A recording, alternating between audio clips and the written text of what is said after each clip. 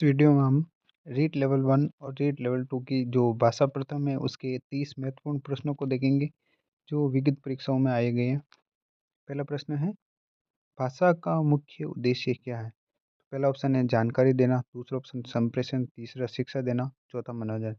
तो भाषा का मुख्य उद्देश्य होता है संप्रेषण करना। दूसरा प्रश्न है, नाव शब्द में कौन सा संधि विच्छेद है? तो नाव शब्द में स्वर संधि होती है और इसमें न प्लस आव हुआ है। तीसरा प्रश्न है, खेलते हुए बच्चे में कौन सा विशेषण है? तो यहाँ पे लिखा हुआ खेलते हुए बच्चे, तो इसमें गुणवाचक विशेषण है। चौथा प्रश्न है, पढ़ना पढ़ाना शब्द किससे बना? तो ये व्युत्पत्ति से बना हुआ है। जब एक शब्द से दूसरा शब्द बनता है तो उसे कहते हैं व्युत्पत्ति। पांचवा प्रश्न है, संज्ञा के कितने भेद होते? तो संज्ञा के 5 भेद होते हैं। संज्ञा के मूलतः 3 ही भेद होते हैं, व्यक्तिवाचक, जातिवाचक और भाववाचक, और वैसे इनके 5 भी माने गए हैं। छठा प्रश्न है, निम्नलिखित में से कौन सा निपात है? निपात किन्हें कहते हैं? निपात वे अव्यय होते हैं जो किसी शब्दों पे जोर देते हैं। तो इन चारों शब्दों में जो ये दो शब्द हैं ये निपात है, ये किसी भी बात को जोर देने के लिए, जैसे कि तुमने ही तो कहा था, तो ये तो जोर देने के लिए कहा हुआ। सातवां प्रश्न है, विद्या शब्द का विलोम क्या होगा? तो विद्या शब्द का विलोम होगा अज्ञान। आठवां प्रश्न है, भाषा शब्द का अर्थ क्या है? तो भाषा का अर्थ होता है ज्ञान का साधन।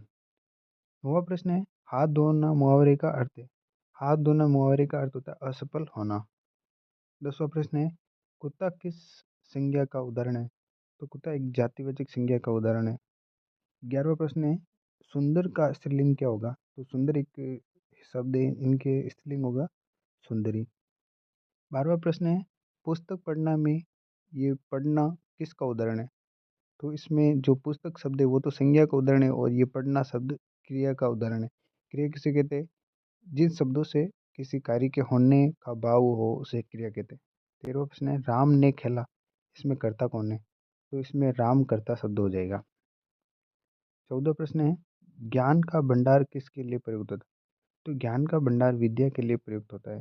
15वां प्रश्न है, जंगल में कौन सा कारक है? तो जंगल एक स्थान का शब्द है इसलिए इसमें अधिकरण कारक है।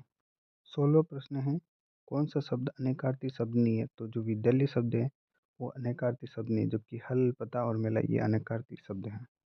भाषा का विकास किसके माध्यम से होता है? तो भाषा का विकास हमेशा संप्रेषण के माध्यम से होता है।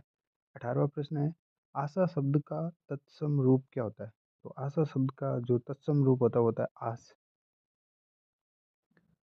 19वां प्रश्न है, पंखा चलते हैं में कौन सा वाक्य?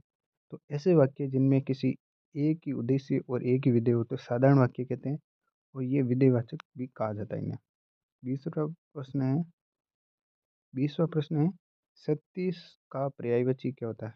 तो सत्य शब्द का पर्यायवाची होता है सच। 21वां प्रश्न है, सिंह का समानार्थी शब्द क्या है? तो सिंह का समानार्थी शब्द हो जाएगा केसरी। 22वां प्रश्न है, अहिंसा परमो धर्म किसका उदाहरण है? तो अहिंसा परमो धर्म एक उक्ति है। 23वां प्रश्न है, आ किस वर्ण का उदाहरण है? तो आ एक स्वर का उदाहरण है। 24वां प्रश्न है, चलना का भाववाचक संज्ञा क्या होगा? तो चलना शब्द से भाववाचक संज्ञा बनेगी चलन। 25वां प्रश्न है, हम खेलेंगे में क्रिया का काल क्या है? तो इसमें जिसमें पीछे ग गा गे आता है वो हमेशा भविष्य काल के उदाहरण होते हैं। 26वां प्रश्न है, भाषा का सही रूप किससे बनता है? तो किसी भी भाषा का सही रूप उसके व्याकरण से बनता है। 27वां प्रश्न है, लोहे के चने चबाने का अर्थ क्या है? तो लोहे के चने चबाने का अर्थ है कठिन काम करना। 28वां प्रश्न है, सूरज निकलता है में कौन सा वाक्य? तो ये एक साधारण वाक्य है। 29वां सवाल है, सुंदर का सही पर्यायवाची क्या है? तो सुंदर का सही पर्यायवाची हो जाएगा मनोहर। विद्यालय शब्द में तत्पुरुष समास है क्योंकि इसमें विद्या के लिए आले।